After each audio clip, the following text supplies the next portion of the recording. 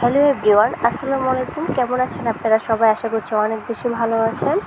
আবারও আপনাদের সাথে খুবই সহজ চিকেন বাম একটি ভিডিও শেয়ার করছি। আশা করছি খুবই ভালো লাগবে। এই চিকেন বাম রুটিটা দেখতে যতটা সুন্দর ছিল, বানানো কিন্তু একদমই সহজ। এই রুটি বাসায় তৈরি করলে আর কখনো বাইরে থেকে কিনে খাবেন না।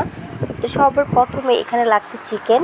এখানে আমি কিছু চিকেন নিয়েছি, আর চিকেনগুলোকে এইভাবে ছোট করে টুকরো করে নিয়েছি। এখন এখানে কিছু মশলা অ্যাড করছি। আদা রসুন বাটা দিয়ে দিয়েছি 1 চা চামচের মতো। এখানে ম্যাগি মশলা দিয়ে দিচ্ছি 1 প্যাকেট। এই মশলাতে কিন্তু সব কিছুই দেওয়া থাকে।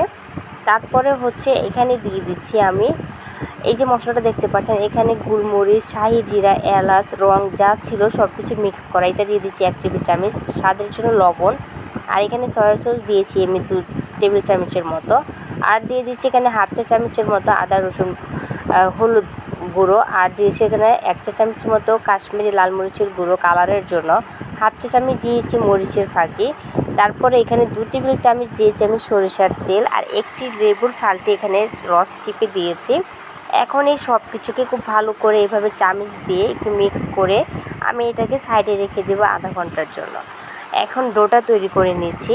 এখানে আমি 2 কাপের মতো নিয়েছি ময়দা, 1 চা চামচ দিয়ে দিয়েছি এখানে চিনি, 2 টেবিল চামচ দিয়েছি এখানে আমি গুঁড়ো দুধ, আর এখানে 1 টেবিল চামচ দিয়েছি ইস্ট, আর দিয়েছি স্বাদের জন্য লবণ।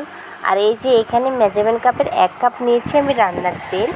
এখন এইভাবে তেল দিয়ে শুকনো জিনিসগুলোকে মিক্স করে তারপরে কুসুম গরম পানি দিয়ে আমি একটি ডো তৈরি করে দিচ্ছি। পানিটা কিন্তু অবশ্যই কুসুম গরম হতে হবে। এইভাবে অল্প করে পানি দিব, আর এটাকে আমি একটু স্মুথভাবে একটি ডো তৈরি করে নিচ্ছি। দেখতেই পাচ্ছেন ডোটা কিন্তু তৈরি করা হয়ে গিয়েছে। এইভাবে কিছুক্ষণ একটু সময় নিয়ে মথে নিব। চেষ্টা করবেন ডোটাকে খুব ভালো করে মথার জন্য, তাহলে কিন্তু রুটিটা একদম পারফেক্ট হবে। এখন এটাকেও আমি একটি গরম স্থলে রেখে দিব 40 থেকে 45 মিনিটের জন্য। এখন আবারও একটি প্যান বসিয়েছি, আর প্যানে দিয়ে দিয়েছি আমি 3 টেবিল চামচের মতো সয়াবিন তেল। এখন এই ম্যারিনেট করা মাংসটাকে আমি তেলের উপর দিয়ে খুব ভালো করে এটাকে ভেজে নিব। এখানে কিন্তু কোনো পানি দেব না। আর এখন কিন্তু চুলার তাপ আমি অনেকটাই বাড়িয়ে রেখেছি। এভাবে যদি বাড়িয়ে রেখে তেলের উপরে মাংস দেওয়া হয়, তাহলে কিন্তু নিচ থেকে কিন্তু একটু কালো, একটু ভাজা ভাজা হবে, কালারটা কিন্তু চেঞ্জ হয়ে যাবে। তো এইভাবে চুলার তাপ বাড়িয়ে রেখে কিন্তু আমি 2 থেকে 3 মিনিটের মতো মাংসটাকে এইভাবে খুব ভালো করে ভেজে নিয়েছি। এখন চুলার ফ্লেম কমিয়ে দিচ্ছি, যেহেতু এটা ফার্মের মুরগি, এটা কিন্তু সিদ্ধ হতে খুব বেশি টাইম লাগে না। আর দেখতে পাচ্ছেন এখানে আমি 2 টুকরো কয়লা নিয়েছি, এর উপরে আমি কিছুটা ঘি ছিটিয়ে দিচ্ছি। এখন এইভাবে ঢাকা দিয়ে রেখে দিব। তো এই দিক দিয়ে কিন্তু আমার ডোটা তৈরি করা হয়ে গিয়েছে। আমি এভাবে একটু পেস্ট করে বাতাসটা বের করে আবারও খুব ভালো করে মথে নিচ্ছি। এখন একটি বোর্ডের উপর রেখে আমি এটাকে আবারও খুব ভালো করে মথে নিচ্ছি। এখন এখান থেকে এইভাবে ছোট করে লেচি কেটে নিচ্ছি। এই তো লেচিগুলো আমি কিন্তু কেটে নিয়েছি। এখন একটি লেচি হাতের উপর নিয়ে নিচ্ছে। তারপরে এইভাবে বোর্ডের উপর রেখে এটা আমি একটু বেলে নেব। রুটিটা কিন্তু অবশ্যই এইভাবে লম্বা করে বেলতে হবে। আপনারা চাইলে গোল করেও বেলতে পারেন। তো আমি আজকে রুটিগুলোকে এইভাবে একটু লম্বা করে বেলছি। দেখতে পাচ্ছেন আমি এভাবে সম্পূর্ণ রুটি কিন্তু আগে তৈরি করে নিয়েছি। তারপরে এটার উপরে একটু তেল ব্রাশ করেছি। এই যে দেখতে পাচ্ছেন প্যানে আমি এখানে পানি দিয়েছি। পানিটা যখন বয়েল হয়ে যাবে তখনই কিন্তু রুটিটা দিয়ে দেব, দিয়ে একটু ঢাকা দিয়ে দেবো 1 মিনিটের জন্য। এর ভিতরে কিন্তু পানিটা একদম সম্পূর্ণ শুকিয়ে যাবে। এখন রুটিটাকে উল্টিয়ে দিচ্ছি। চেষ্টা করবেন পানিতে 1 ফোঁটা তেল দেওয়ার জন্য, তাহলে কিন্তু নিচে আর লেগে যাবে না। এই পর্যায়ে কিন্তু চুলা কিন্তু একদম হাই হিটে রাখতে হবে, চুলা কিন্তু কমাতে যাবে না, তাহলে কিন্তু রুটিটা একদম সিদ্ধ হয়ে যেতে পারে। এর জন্য বলছে হাই হিটে রেখে কিন্তু এই রুটিটা তৈরি করতে হবে। এই তো এইভাবে আমি আরও 1 মিনিট ঢেকে দিয়েছিলাম।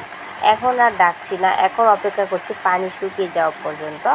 তো এইভাবেই সম্পূর্ণ রুটি তৈরি করে নিচ্ছি।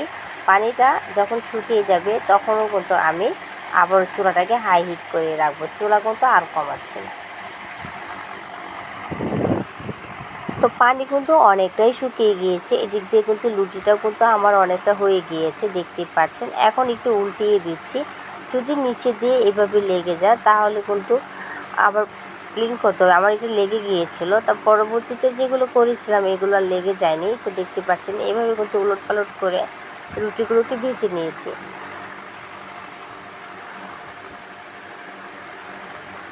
তো এইভাবেই কিছু সময় ভেজে নিয়েছি। তো তৈরি হয়ে গিয়েছে আমাদের এই রুটিগুলো। এখন আমি চুলা থেকে নামিয়ে নিচ্ছি। আবারও 2 পিস দিয়ে দিয়েছি। এখন এগুলোকে সেম প্রসেসে এটাকেও ঠিক একইভাবে এই পানিতে বয়েল করে আমি রুটিগুলো তৈরি করে নিব। তো এইখানে আমি অল্প একটু তেল দিয়েছি যেন নিচ থেকে যেন লেগে না যায়, ঠিক এর জন্যই। আপনারাও চেষ্টা করবেন একটু তেল দেওয়ার জন্য, তাহলে কি হয় নিচে থেকে লেগে যায় না আর কালারটাও খুব সুন্দর থাকে। তো একই প্রসেসে কিন্তু আমি সম্পূর্ণ রুটি এভাবে বয়েল করে নিয়েছি। দেখতেই পাচ্ছেন কালারটা কিন্তু খুব সুন্দর এসেছে, আর রুটির ভিতরটা কিন্তু খুব সুন্দর ছিল।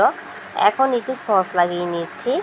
সস লাগানোর পর আমি এই যে চিকেনটা যে তৈরি করে রেখেছিলাম এইভাবে চামচ দিয়ে এটার ভিতরে কিছুটা পরিমাণের অংশ দিয়ে দিচ্ছি। উপর থেকে আমি আবারও সস দিচ্ছি। আপনারা চাইলে মিউনিস বা অন্য কোনো হট সস আপনাদের যেরকম পছন্দ সেভাবে দিতে পারেন। আমরা মিউনিস আমি খাই না, এর জন্য আমি এখানে সস ইউজ করেছি। তো এইভাবে প্রত্যেকটি রুটি আমি পরিবেশন করছি, তারপরে আমি আপনাদেরকে দেখাচ্ছি। তো দেখতেই পাচ্ছেন দেখতে এখনই কতটা সুন্দর লাগছে। তো এইভাবেই সম্পূর্ণ রুটি পরিবেশন করেছি। দেখেন কতটা সুন্দর। আলহামদুলিল্লাহ খেয়ে কিন্তু অনেক বেশি মজাদার ছিল। এই রুটি বাসায় তৈরি করে খেলে আপনারা কখনো বাইরে থেকে কিনে খাবেন না, এটা এতটাই মজাদার ছিল। বিশেষ করে চিকেনটা অনেক বেশি মজা হয়েছিল। তো কার কার কাছে কীরকম লেগেছে অবশ্যই কমেন্টে লিখে জানাবেন। যদি ভালো লাগে সাবস্ক্রাইব করে দেবেন। আল্লাহ হাফিজ।